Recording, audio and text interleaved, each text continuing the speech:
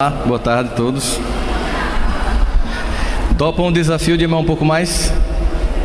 Será que a gente consegue? A primeira pergunta que a gente tem que fazer nesse tema é que tipo de conceito de amor que a gente conhece. Porque no Evangelho a gente é apresentado a 3 tipos de amor, que é o amor eros, que é o amor fraternal e que é o amor ágape, que é o amor que é sacrificial, que se doa. E uma coisa que fica muito claro é que o amor seria a forma como se definiria um cristão. Como nós somos espíritas, para nós é muito mais fácil entender que aquele modelo de amor perfeito que é Jesus é algo que nós iremos alcançar no decurso de nosso processo evolutivo. Porque quando a gente escuta sede perfeito como perfeito é vosso Pai que está no céu, a gente pensa assim, não dá, é impossível. Mas quando a gente entende que nós estamos aqui transitando num processo rumo à perfeição, a gente começa a perceber, sim, é possível. Mas tem um risco. Tem muito espírita que pensa que porque a gente tem vidas sucessivas, a gente pode fazer o seguinte, adiar. Já que eu tenho várias vidas, eu posso simplesmente deixar para ser amoroso na próxima. Eu posso deixar para perdoar aquela pessoa que eu não suporto na próxima. A dificuldade de amar ela é tanta que às vezes a gente vai fazer um curso do Centro Espírita. Vocês já foram fazer curso de autodescobrimento do Centro Espírita? A gente faz um curso, pega a obra de Joana de Ângeles, começa a estudar, aí está lá no grupo de estudo.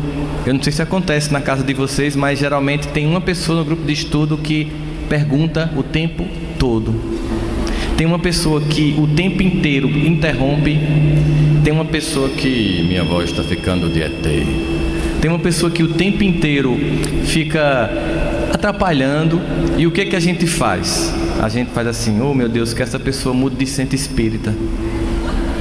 A gente está ali estudando sobre o amor, sobre a convivência, a fraternidade. E a primeira pessoa que começa a atrapalhar aquela convivência, aquela fraternidade, a gente pede para ela mudar de centro espírita, para ela abandonar o grupo de estudo.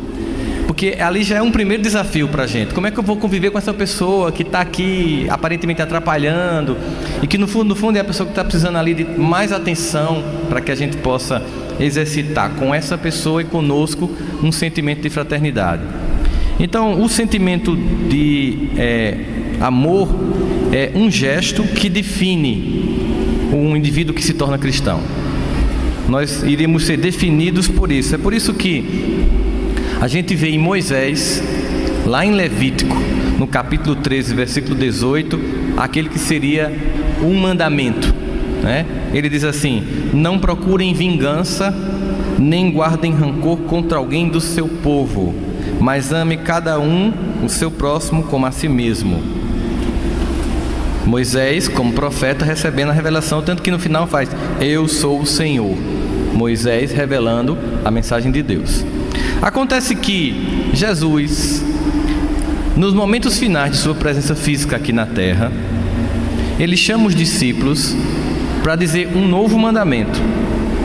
E é estranho, porque quando a gente lê esse novo mandamento, a gente pensa, mas esse mandamento é velho. Por que ele está dizendo que é um novo mandamento? Primeiro vamos tentar entender a circunstância. Imagine a pessoa que você mais ama nessa encarnação. Imagine que você esteja com ela num último jantar. Ela sabe que está indo embora. Essa pessoa, ela cuida de você. Um pai, uma mãe, um avô, ela cuida de você. Ela sabe que está indo embora. E ela sabe que como é o último momento de presença física na relação com você, ela certamente vai escolher o mais importante dos conselhos para deixar registrado no final. Certamente essa pessoa vai, depois de todas as lições dadas e todas as experiências que foram oferecidas no convívio com essa pessoa, ela escolhe, sabendo ela que não vai mais estar com você, ela escolhe um último conselho. E é exatamente o que Jesus faz naquela última ceia. Os discípulos não estavam ainda entendendo o que estava por vir, mas Jesus sabia. Ele resolve dar um último conselho, que no primeiro momento parece o mesmo conselho que Moisés deu em Levítico 13, 18. E aí o evangelista João, no capítulo 13, versículos 34 a 35, descreve este que seria o último conselho de Jesus. Ele diz assim, um novo mandamento lhes dou, Aí as pessoas ficam imaginando, depois do decálogo de Moisés, um novo mandamento: amem uns aos outros como eu os amei. Com isso todos saberão que vocês são meus discípulos, por muito se amarem. Mas amar ao próximo como a si mesmo não era algo já conhecido. Aqui ele apresenta algo diferente. Ele nos provoca, porque o que a gente percebe é o seguinte, que em Levítico, quando Moisés descreve: não procurem vingança, nem guardem rancor contra alguém do seu povo, a gente entende que a concepção de próximo que Moisés apresentou em Levítico era daquele que tinha a minha religião e daquele que era da minha raça. É por isso que o doutor da lei vai perguntar a Jesus: quem é o meu próximo? Porque para ele, considerando o que estava em Levítico, na interpretação ao pé da letra, era da minha tribo, do meu credo. E Jesus ele vai ampliar o conceito de amor. Então o que a gente percebe é que em Levítico é como se fosse um amor para o povo judeu, entre o povo judeu, uns para com os outros. Mas Jesus vai falar do amor com relação ao outro, só que ele cria um complicador para nós. Porque veja só, amar ao próximo como a si mesmo já é uma tarefa dificílima. Primeiro porque muitos de nós ainda não conseguiu se amar, ainda está tentando se perdoar, ainda está tentando ser feliz, achar que merece a felicidade. Tem gente que não acha que merece felicidade, tem gente que se sabota, tem gente que se destrói, tem gente que faz tudo para a vida dar errado. Então, nesse nível, ainda está uma necessidade de amar a si. Depois que você se ama com todas as imperfeições, e você começa a perceber que Deus lhe ama com todas as imperfeições que você tem, e quando a gente está em casa à noite e pensa assim: Deus me ama como eu sou, porque acontece com a gente nesse processo de idas e vindas do processo evolutivo, que a gente diz assim: eu sei, eu fui para o MIEP, eu vi as palestras, eu leio, eu faço o ESD, eu tenho uma busca, né? A meta, como diz Paulo, eu tenho uma meta, eu sou ainda uma pessoa em processo de crescimento, ainda tem muito defeito, mas eu tenho uma meta. E você diz: eu não vou fazer mais tal coisa. E naquela semana, aquela deficiência que você estava lutando para contornar e desenvolver como virtude, você faz tudo errado. Tudo errado, tudo errado, tudo errado. Coincide que naquele dia em que você fez tudo errado, é o dia do Evangelho no lar. E aí você diz: com que cara eu vou abrir o Evangelho para falar com a espiritualidade depois de tudo que eu fiz hoje? Esse sentimento, vocês já tomaram esse sentimento com vocês? Porque eu já tive isso várias vezes. Eu digo assim: eu acho que eu vou fazer de conta que eu esqueci do dia, mas o meu celular ele toca para lembrar 1 hora antes. Toda segunda de 9h30 da noite meu celular toca para dizer: às 10h30 da noite é o Evangelho no lar. E o celular fez isso, ele tocou. Eu tinha dado um comando de esquecimento, tinha esquecido, aí tocou. E eu estava muito mal, estava mal comigo, estava mal com os outros, mas era o dia do meu Evangelho. E nesse dia minha esposa tinha viajado, eu estava só. Por um lado foi bom, porque eu estava com tanta vergonha,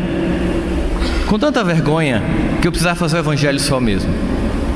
E aí eu fiquei pensando como Deus é amoroso. Eu comecei a lembrar do filho pródigo voltando para casa, aquela imagem tão bela que Jesus nos provoca para ver a dimensão do amor de Deus. Aquele filho, depois de feito tudo errado, ele vai voltando com um sentimento de profunda humilhação. A gente de vez em quando dá essas voltas para voltar para o caminho do Pai. E aí eu estava com aquele sentimento e lembrando como foi que o Pai agiu, toda a simbologia que Jesus apresenta naquela cena tão belamente descrita no Evangelho. Porque quando aquele filho volta, todos nós já conhecemos a história, mas a volta tem características que sempre me comovem e me emocionam. É que aquele filho volta e para ele chegar à casa do pai, ele tem que passar por toda a tribo onde estão os servos do seu pai, para chegar à casa do pai. O que certamente seria extremamente humilhante, porque voltaria aquele filho tendo perdido tudo, cabisbaixa, certamente raquítico, barba por fazer, magro, completamente desestruturado, sem aquela pompa de ser filho do Senhor das terras. Mas o pai, sabendo, e quando ele avistou o filho ao longe na colina, ele sai correndo em direção ao filho. Essa imagem é de uma beleza extraordinária, porque aí a gente percebe a misericórdia infinita de Deus em relação a nós, a nossa dificuldade de crescimento. Porque observe o seguinte: naquele momento, Jesus estava fazendo referência ao Salmo 23. Aliás, ao Salmo que diz: Senhor, eu sei que Tu me sondas. Porque observe o que é que acontece. Quando o pai olha o filho vindo na colina, esmurecido, cabeça baixa, prestes a entrar dentro da fazenda do pai e ser motivo de chacota de todos os seus servos, o pai sente o que o filho está pensando, sente a dor daquele filho, porque no Salmo diz: mesmo quando falta em mim palavras, Pai, conheces o meu pensamento, e tal ciência é tão grandiosa que eu não alcanço de tão alta. E aquele pai, ele sai correndo, e assim ele sai. Imagina aquele homem, aquele judeu idoso clássico, conhecedor da Torá, um homem rico, com toda a sua vestimenta que representava a sua postura social, correndo entre os seus servos para abraçar o filho, para que ele não tivesse que entrar e passar pelo processo de humilhação. E quando o filho vê o pai, de tão sentimento de compungido e arrependido, ele tem aquele gesto de querer se ajoelhar para mostrar o grau de arrependimento que ele tem. E o pai, também antevendo a tentativa desse filho se ajoelhar, ele abraça e beija o pescoço para ele não se ajoelhar.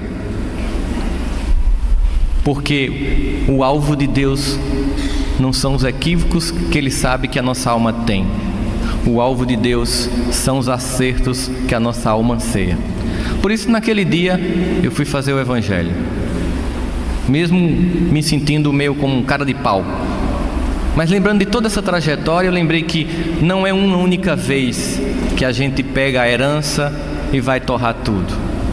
Não é uma única vez que a gente faz escolhas infelizes e termina no deserto. São várias vezes. Mas nunca vai faltar, por parte de Deus, a oportunidade do retorno. Isso é que é o mais mágico, é o que é mais sagrado nesse evangelho, nessa boa nova. E a gente volta. E aí a gente percebe que Jesus vai dizer um pouco mais sobre esse amor agora.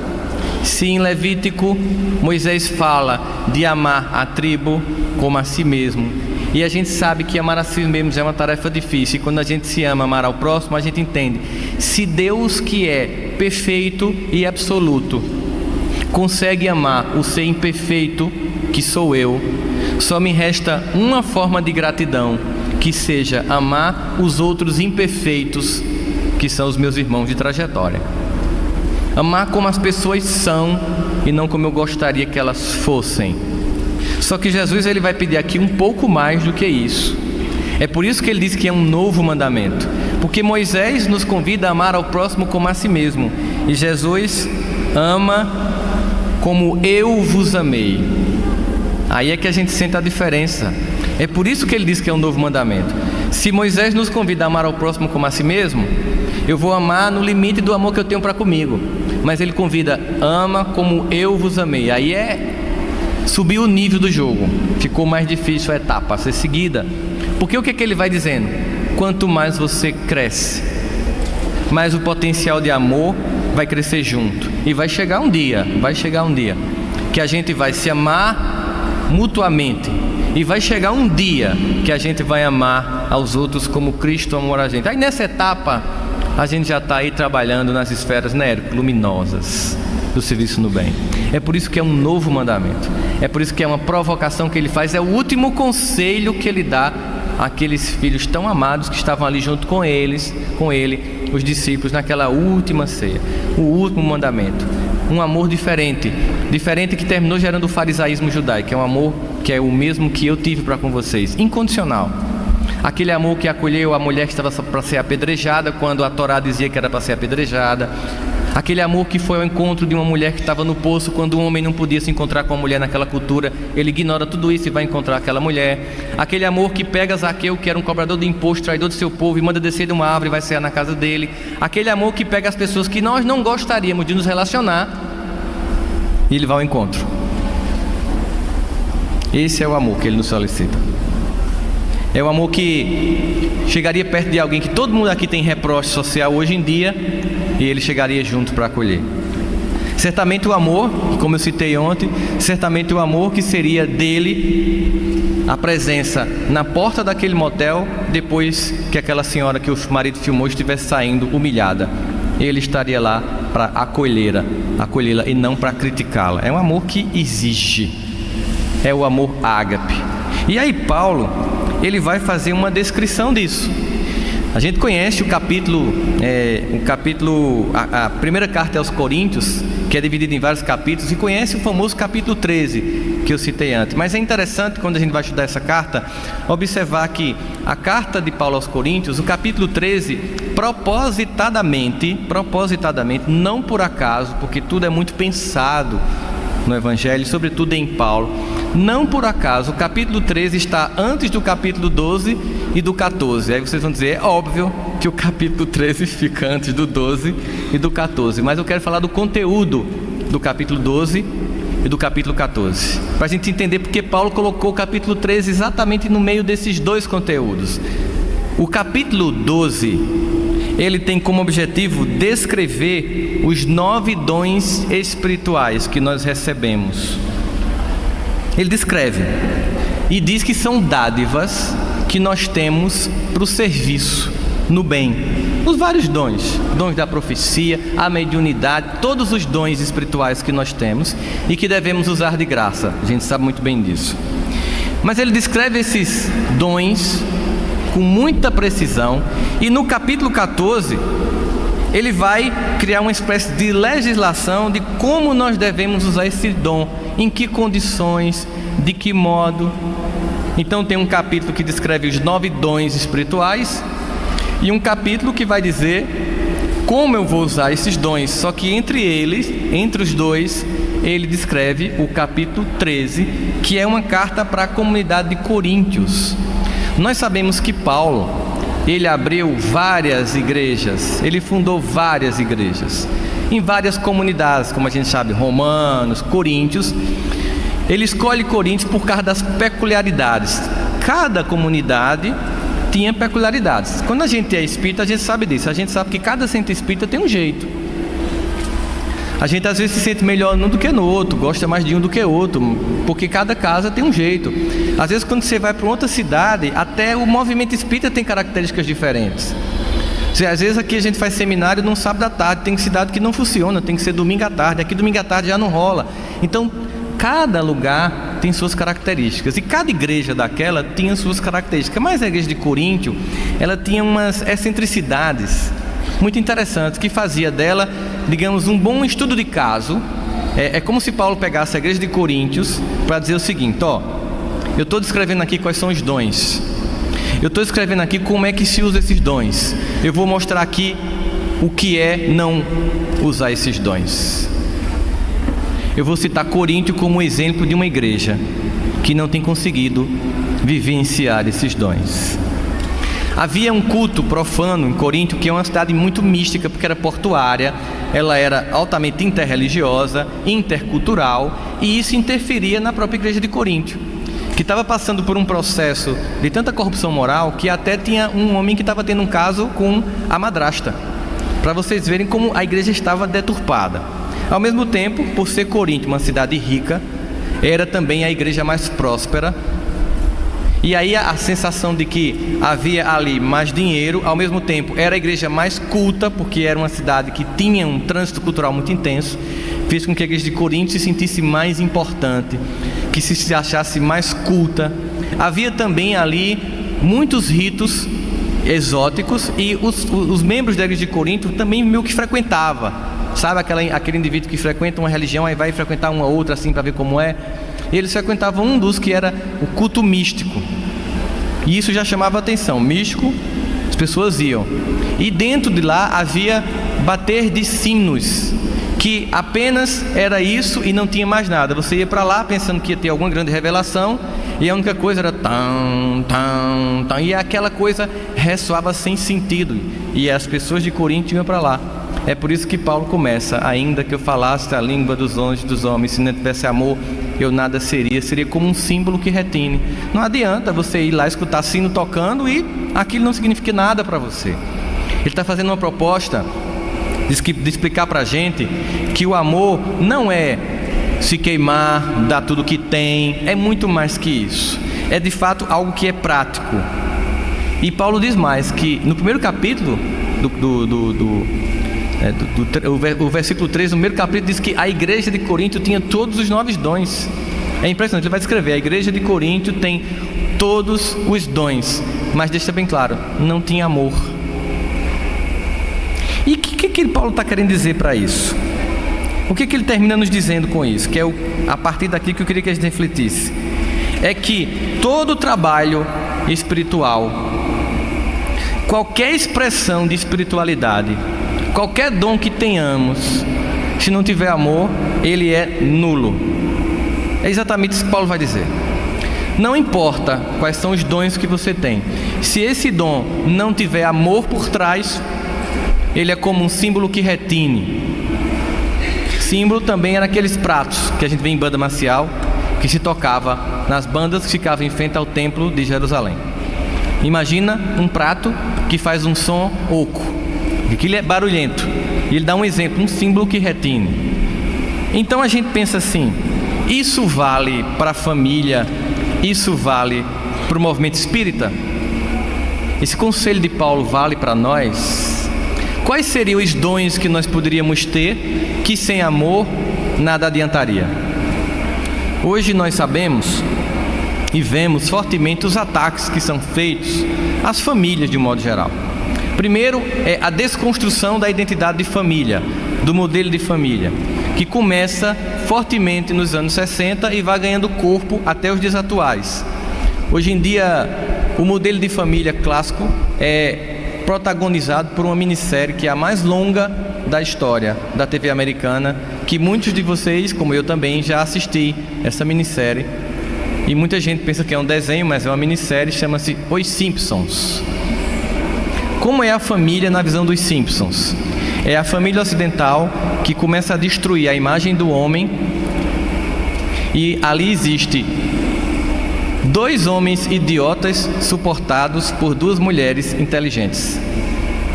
O pai, Homer, e o filho, Bart, são 2 idiotas completos que vivem sendo suportados pela esposa e pela filha. Começa-se o que a gente chama de desconstrução do modelo do homem na sociedade ocidental.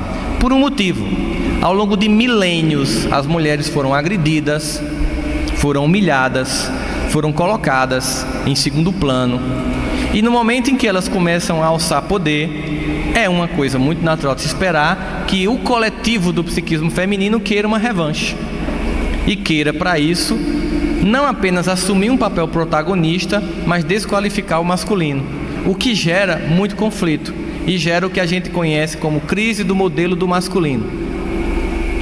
E essa crise do modelo do masculino dificulta, por exemplo, hoje a vivência da expressão do homem em casa. Porque existe uma coisa que eu vou perguntar para vocês: o que é ser homem? Alguém pode me dizer o que é ser homem? Por exemplo, ser homem é ser provedor do lar? Mulher também é. Vamos tentar definir alguma coisa que o homem faz que a mulher não faça? Não tem. Tudo que a gente faz, uma mulher pode fazer. Mas ser mulher é ser dotada de uma característica que o homem não reproduz. Mulher dá luz a filhos. E isso não muda com a cultura, não muda com a história, não muda nunca. É uma característica que é orgânica, né, Santana? E que isso não vai fazer que nenhum traço da cultura mude. Então, ser mulher é uma definição que está acabada. O homem está sempre em construção e desconstrução, construção, desconstrução. Então nós temos hoje várias construções de famílias que provocam um amor que é diferente. Porque, por exemplo, numa família em que a mulher tem mais sucesso, mais dinheiro, você vê a dificuldade no casamento, porque se acostumou muito tempo o homem ganhando mais que a mulher, mas hoje em dia isso mudou há muito pouco tempo e é difícil. Eu lembro de uma cena que eu passei. Eu fui com alguns amigos para um hotel em Garanhuns, e a gente estava lá de noite, lá é muito frio, as piscinas são aquecidas, a gente estava todos em pé, eram 4 casais, E um dos casais, a esposa, ganhava mais ou menos 10 ou 15 vezes mais que o marido. E ela fez a seguinte pergunta na frente de todos nós. Nunca façam essa pergunta na frente dos outros, por favor. Meu amor, você me ama? Ele era doido de dizer que não. Na frente de todo mundo. Aí ele disse, claro, meu amor, que eu lhe amo. Ela respondeu assim, também depois do carro que eu te dei. Gente, vocês já sentiram vergonha da vergonha do outro? Vocês conhecem uma modalidade olímpica chamada nado sincronizado? Se não existisse, naquela noite a gente tinha inventado, porque todos os outros 6 mergulharam na mesma hora. Imediatamente, porque a gente estava tão constrangido com aquele evento. De noite a gente tinha marcado para comer uma pizza, ninguém estava, todo mundo de cabeça, que a gente não conseguia olhar para ele. No café da manhã, no outro dia, era um constrangimento. Não estou dizendo que todas as mulheres fazem isso. Eu estou dizendo que a família passa por várias crises de conjugação de modelos que nos evocam a capacidade de amar um pouco mais. O modelo de educação que muitos de nós foi educado, que era um modelo extremamente orientado, como a gente chama de pai orientado, o pai, ele era o senhor da lei. E ele era a lei mesmo que ele não estivesse perto, porque bastava a mãe dizer assim, quando seu pai chegar, que esta frase por si só, sem a presença deste pai, que às vezes não mandava em nada, era só a mãe que mandava mesmo, já fazia com que a gente parasse. Havia pouco diálogo entre os filhos e os pais. Hoje há mais diálogo, mas também se perdeu o norte, se perdeu o tom. Hoje existe um infantilismo nas relações entre pais e filhos. Nós saímos de famílias reprimidas. Você não pode fazer nada. Eu lembro que uma das frases que eu mais escutava na minha infância era: e menino tem querer. Era um clássico da minha infância. Ou seja, você não tem opinião nem vontade, faça o que eu digo e acabou-se. E hoje em dia a gente sai de famílias repressivas para famílias permissivas. Nesse desafio de amar um pouco mais os filhos numa família mais democrática, muitos pais se perderam. Hoje é motivo de calamidade na educação, e quem é professor aqui sabe do que eu estou falando, receber os filhos dessas famílias incompetentes e preguiçosas. Eu vou repetir: famílias incompetentes e preguiçosas que não educam seus filhos e pensam que são os professores que têm a tarefa de fazê-lo. E mesmo quando o professor resolve fazer, porque ele consegue amar um pouco mais, quando ele dá o limite que o pai e a mãe não deu, agora não dá tempo nem um menino chegar em casa para contar a versão dele, ele manda um WhatsApp para o pai e para a mãe, dizendo que a professora humilhou, e crendo completamente que meu filho é um santo, um índigo cristal que chegou na minha casa para mudar a história humana, eu vou na escola esculhambar o educador. Acontece? Acontece demais. Por que esta preguiça ou por que esta incompetência de educar? Que eu chamo de aborto afetivo. Você deixa a criança virar o mundo porque você tem medo de ir para um umbral se é o aborto, mas você não educa a criança, você deixa ela a capacidade de fazer escolhas que ela não tem. Porque pai e mãe têm que recortar a realidade e escolher o que pode e o que não pode, o que é permitido e o que não é. Ou como diria Paulo, tudo me é permitido, mas nem tudo me convém. Quem vai me dizer quando eu sou criança que as coisas não me convêm? O mundo, eu mesmo ou meus pais? Meus pais. Mas perdidos, começaram a desenvolver um sentimento infantil. Infantil. Os pais de hoje querem ser amados pelos filhos. E os pais do passado nunca tiveram a intenção de serem amados. Eu lembro de uma história que eu já contei, mas para reforçar o exemplo, eu cheguei para minha mãe aos 16 anos. Aqui em Campina Grande tinha uma festa chamada Micarande, que era um carnaval fora de época que tinha aqui, depois do carnaval. E eu disse, eu vou atrás de Ivete. A minha mãe disse, vai não, eu nem dinheiro para comprar um abadá tenho. Meu avô me deu, porque você sabe que avô hoje em dia estraga, né? Avô antigamente terminava de corrigir, hoje avô estraga, né? E aí minha mãe disse: mas você não vai porque você só tem 16 anos e é o que eu disser. Aí eu disse: mas quando eu tiver 18 eu vou. Ela disse: vai não, porque vai morar aqui, e se morar aqui depende de mim, se depende de mim eu que mando, e acabou. Aí eu fiz: é muito engraçadinha a senhora, quando acabar ainda quer ser amada. Desse jeito. Aí minha mãe olhou para mim assim e fez: meu filho, quem foi que lhe disse que eu quero o seu amor? Aí eu me choquei: mãe, você não quer que eu lhe ame? Meu filho, amor é uma escolha. Amor é para fazer com maturidade. Amor é uma escolha. Eu escolhi lhe amar. Isso não vai mudar nunca. Agora, se você vai me amar ou não, é uma escolha que você vai fazer. Eu quero lhe dizer que eu não preciso do seu amor. Agora, eu não abro mão do seu respeito. Estamos entendidos? Eu fui pro quarto, bati a porta, pá! Não tinha ferrolho, porque minha mãe deixou claro que a casa era dela e eu era um hóspede temporário, que aquele quarto também pertencia a ela, que a cama também era dela e que eu não levaria nada daquilo quando eu casasse. De fato, não levei. Portanto, ficou claro que de fato eu era um hóspede temporário, mas com muito afeto. E foi preciso muito tempo para eu entender aquela cena. Aquela cena eu só fui entender já cursando psicologia, quando nas cadeiras que falavam sobre emoções humanas e os sentimentos, a gente começou a estudar sobre o significado simbólico dos sentimentos e foi percebido que o amor é o mais sofisticado dos sentimentos.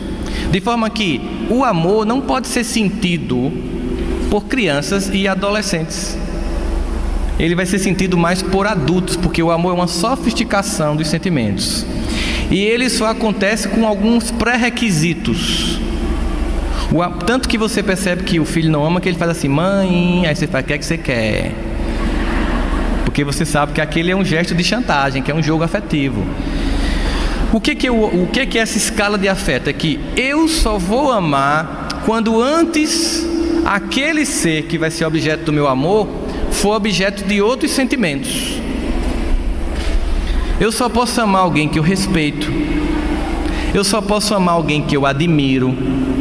Eu só posso amar alguém que eu me submeto. Portanto, os pais do passado nunca se preocuparam se nós iríamos ou não amá-los, mas nunca abriram mão de ser respeitados. Com isso, eles conseguiram o nosso amor e o nosso respeito. De forma infantil e insegura, os pais de hoje querem ser amados, mas não se fazem respeitar, e ao final não conseguem nem o amor, nem o respeito.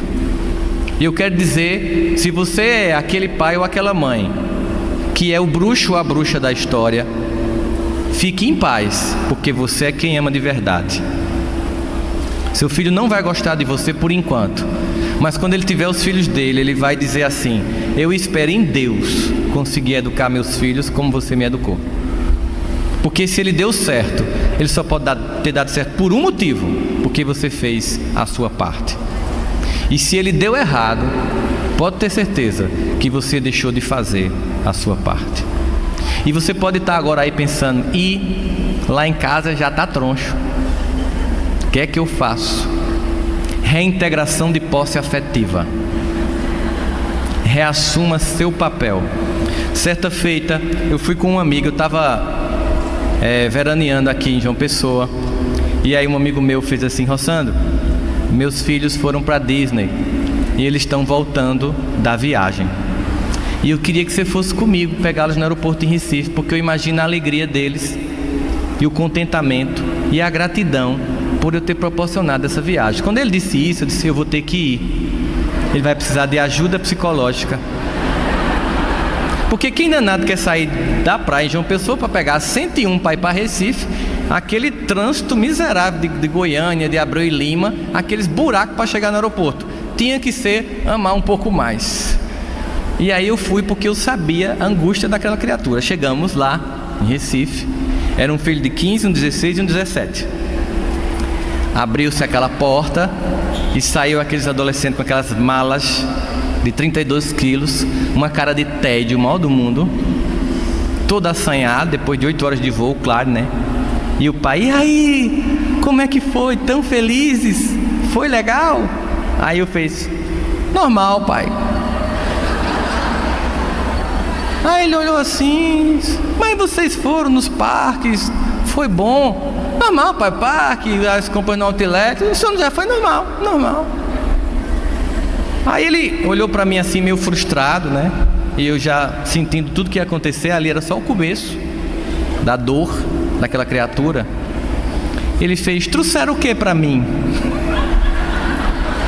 Eles olharam pro outro assim. Era para trazer alguma coisa pro senhor? Aí, o pior, hoje é meu aniversário. Eita!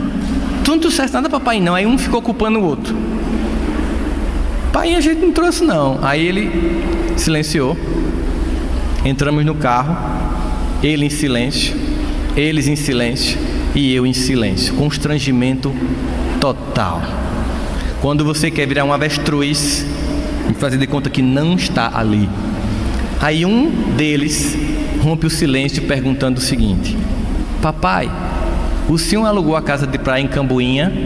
Que quem é de Campinas sabe que tem algumas praias em João Pessoa que são praia de campinenses, praia de oi fulano, oi cicrano, Camboinha, Jacumã e outras tantas. Você vai lá para fugir de Campina e reencontra Campina. E aí eles queriam que o pai tivesse alugado a casa em Camboinha. E o pai disse, não, eu aluguei em Cabo Branco. Aí o filho fez, isso é muito fuleira mesmo. Como é que o senhor apronta uma sacanagem dessa com a gente, depois de uma viagem cansativa dessa? Estavam na África trabalhando. Viagem cansativa de Disney, olha só. E todos os nossos amigos em Camboinha do colégio, o senhor aluga uma casa em Cabo Branco. É muita sacanagem sua. Aí ele fez, que absurdo! E começou aquele discurso, né? Quando você quer dar um discurso para os filhos, aí conta a sua história. Eu era pobre no sertão da Paraíba. Quando eu vim ver o mar, eu já era um homem casado. Eu nunca fui para os Estados Unidos, já tem mais de 40 anos. Aí um filho pergunta, eu não tenho culpa se seu pai era pobre. Aí ele olhou para mim e fez, Rossandro, o que é que eu faço? Isso é pergunta que se faça a uma outra criatura. Aí eu disse, eu vou te fazer uma pergunta. Faz.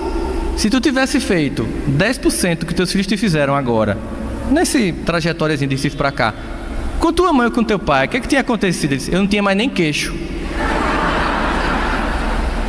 Tu deixou de amar teus pais por isso? Ele disse, não. Então tá faltando em você, é isso. Você quer saber o que é que você faça? Seja pai. Aí ele fez assim no painel do carro. Pois agora tá decidido. Nem Camboinha, nem Cabo Branco. Vamos pra Campina, acabou, nem veraneio. E tem mais, as malas estão confiscadas. Não vão ser abertas, só daqui a 3 meses, pra vocês aprenderem a me respeitar. Cala a boca, e tudo. Aí eu disse, meu Deus, ele conseguiu o hashtag e voltou a ser pai. Rapaz, que coisa mais. Eu comecei a sentir uma alegria. Aquela criatura estava fazendo uma reintegração de posse afetiva. O sem terra afetivo tinha tomado o terreno, ele foi lá e recuperou. Porque a gente, para amar, dá trabalho. Isso na instituição espírita do mesmo jeito. Dá trabalho, tem que conviver. Eu lembro que eu perguntei à minha mãe uma vez, ela dizia assim, tire a toalha molhada da cama. Ela já dizia assim, com um tom lento. Aí eu fazia, mas a senhora não cansa não? Ela disse, tu acha que eu gosto? Que eu tenho o maior prazer de espero tu errar para dizer que não erre? É um saco fazer isso, criatura. No dia que você não fizer, eu deixo de dizer. Porque a educação, essa trajetória de amar um pouco mais, que vai em casa para depois ir para a instituição, para depois ir para a sociedade, exige repetição. Por isso que Chico ouve de Emmanuel, disciplina, disciplina, disciplina, que é repetição, até que aquilo se instale como trajetória e comportamento. Você vai pegar um avião, entra no avião, aí tem o clássico do avião, as pessoas que estão no avião. Primeiro você observa o comportamento, é muito exótico você ficar dentro de um avião, por tudo que acontece no avião. Primeira coisa, você vê que algumas pessoas, quando a aeromoça começa a dar os avisos, quando é uma viagem de primeira vez, você sabe porque a pessoa está fazendo o selfie da turbina, da escada, dela sentada, é o primeiro voo. E quando a aeromoça começa a dar o recado, ela acha que aquilo vai acontecer, e ela fica assim, em pânico. prestando atenção.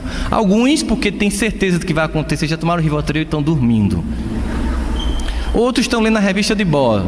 Outros estão no smartphone, que nem deveria estar mais. Quase ninguém presta atenção.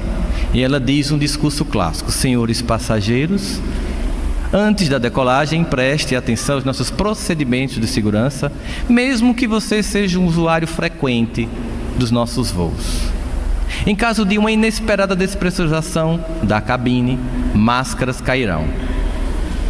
Puxe o elástico para liberar o fluxo de ar e coloque-o sob a boca e sob o nariz. Depois, ajude crianças e pessoas necessitadas. Lembrem-se que os assentos são flutuantes. Adianta nada um avião caindo no mar, o assento ser flutuante, mas é bom dar o aviso, né? E luzes de emergências acenderão. O que adianta uma luz de emergência com o avião caindo? Mas tudo bem, está lá, né? E por que ela diz aquilo toda vez e ninguém presta atenção? Quando acontece uma inesperada despressurização, porque acontece a mais de 10 mil metros de altitude, numa temperatura externa da cabine de menos 50 graus Celsius. Tudo que tem lá, aliás, tudo que não tem lá é oxigênio. Como os pais, por instinto de sobrevivência, primeiro colocam as máscaras nos filhos, mas os filhos não têm força de colocar nos pais. Na frequência, os pais salvam os filhos e morrem. Por quê? Porque não escutou o aviso repetido, que tem um objetivo: criar uma memória tão fixa, mas tão fixa, mas tão fixa, que em meio à angústia você reproduz o comportamento. Porque amar no cristianismo significa aprenda a reagir como Jesus, porque agir é fácil. Agir como Jesus é fácil. Eu penso, eu vou lá para o centro espírita hoje, muda a voz. Pô, amor, meu irmão, que caro confrade, que alegria que está aqui com você, meu irmão. A gente muda a voz. Eu tenho um amigo que tem uma voz desse jeito. A gente faça a prece, Loneri. Amados irmãos, incorporou e é uma pomba gira, só pode ser.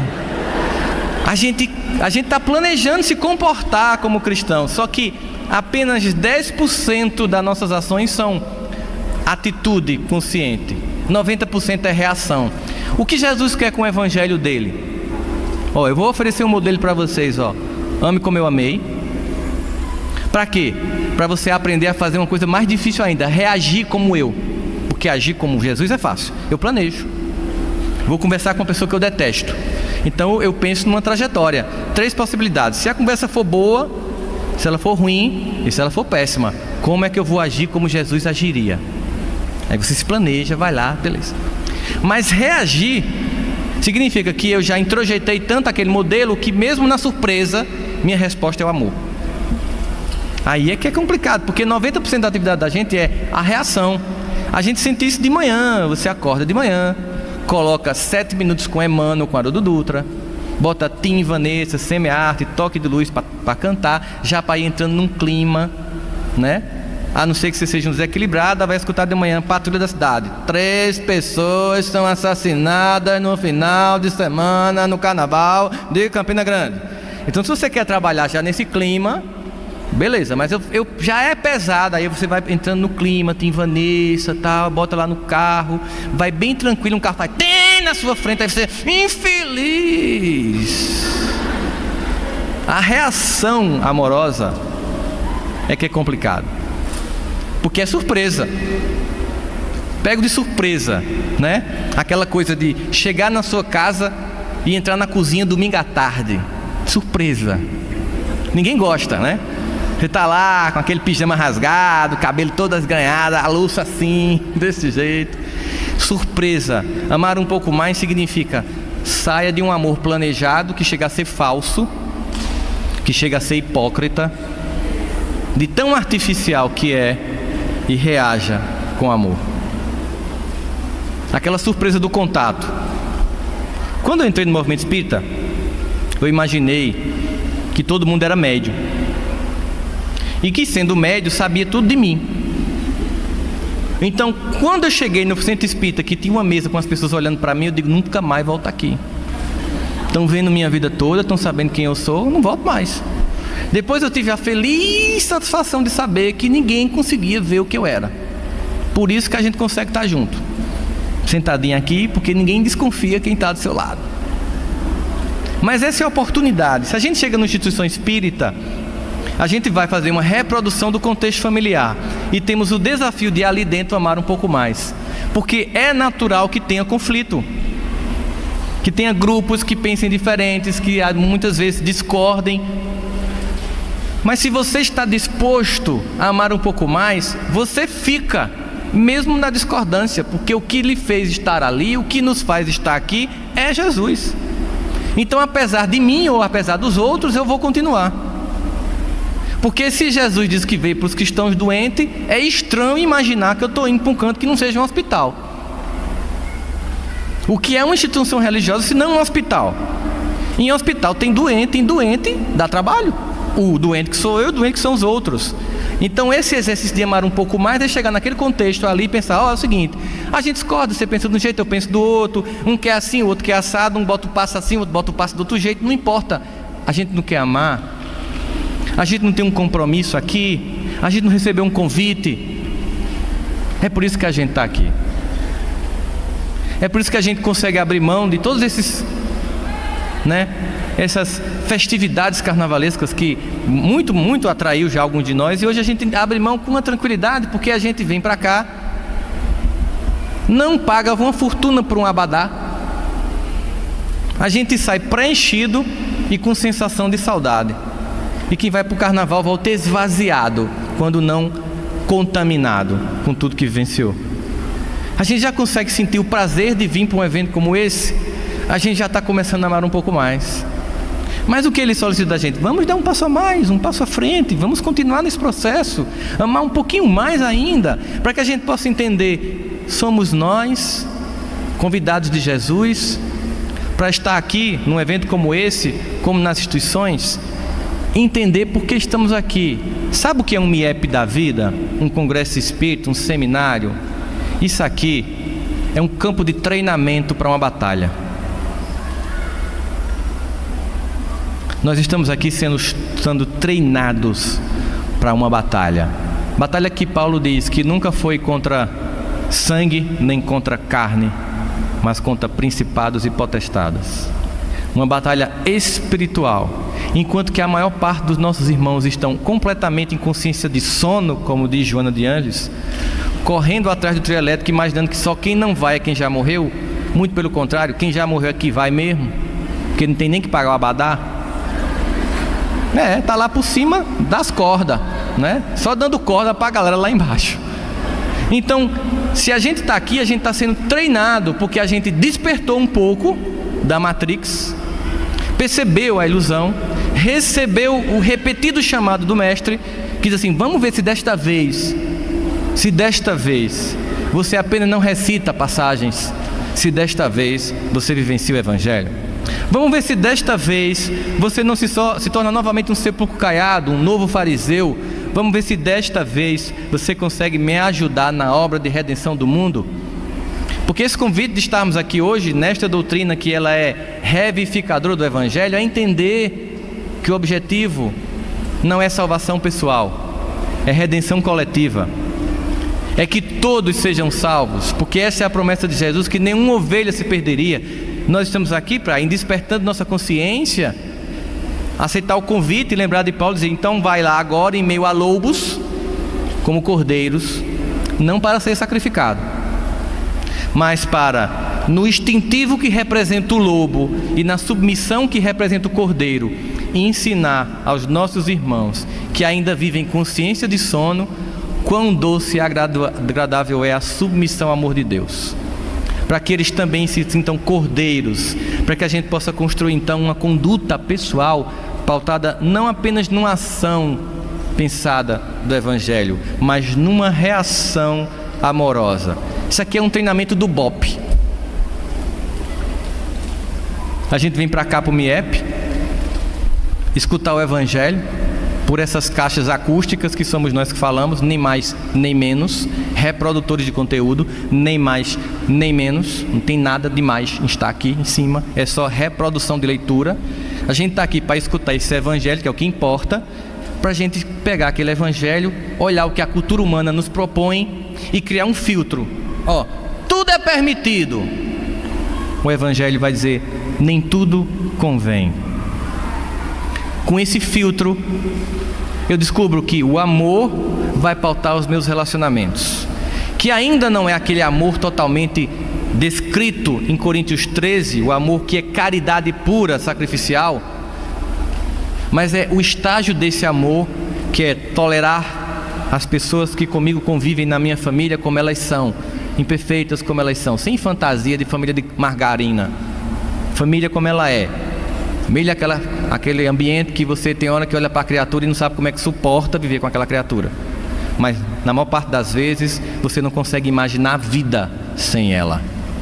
Família é aquele lugar que você se decepciona com seus pais na adolescência e volta a amá-los e admirá-los na maturidade, porque percebe que eles nunca foram perfeitos e mesmo assim lhe amaram no limite que podiam e fizeram tudo que podiam, e você é o fruto, resultado dessa árvore.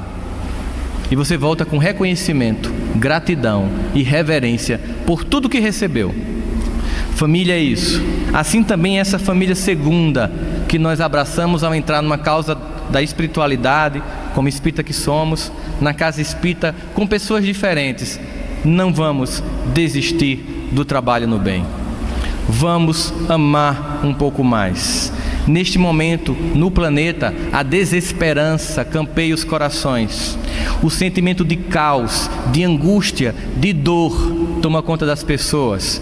Um sentimento de descontinuidade histórica que faz alguns imaginarem que estamos indo em rumo ao apocalipse, a um Armagedon, quando na verdade estamos indo a caminho da luz. Mas é claro que para chegar lá, passamos pelo vale da sombra e da morte, mas não vamos temer mal nenhum, porque como dizia Davi no Salmo 23, Deus está conosco, mesmo nessas passagens difíceis. E nós que acordamos um pouco, temos o dever missionário, não se diz espírito missionário, mas como missão e como tarefa, de sair daqui revigorados, de sairmos daqui fortalecidos, voltarmos para a nossa família, para o nosso trabalho no espiritual, para o convívio com as pessoas, para levar o nosso melhor. Porque não vamos esquecer, é uma promessa de Jesus que nem todo mundo entende, porque é para todos e não para alguns. Nós somos a luz do mundo e nós somos o sal da terra. Que nós possamos iluminar consciências com o pouco que já recebemos, e que nós possamos dar tempero à vida das pessoas que estão com desesperança, porque o Mestre conta conosco para que a gente ame um pouco mais. Muito obrigado, meus irmãos.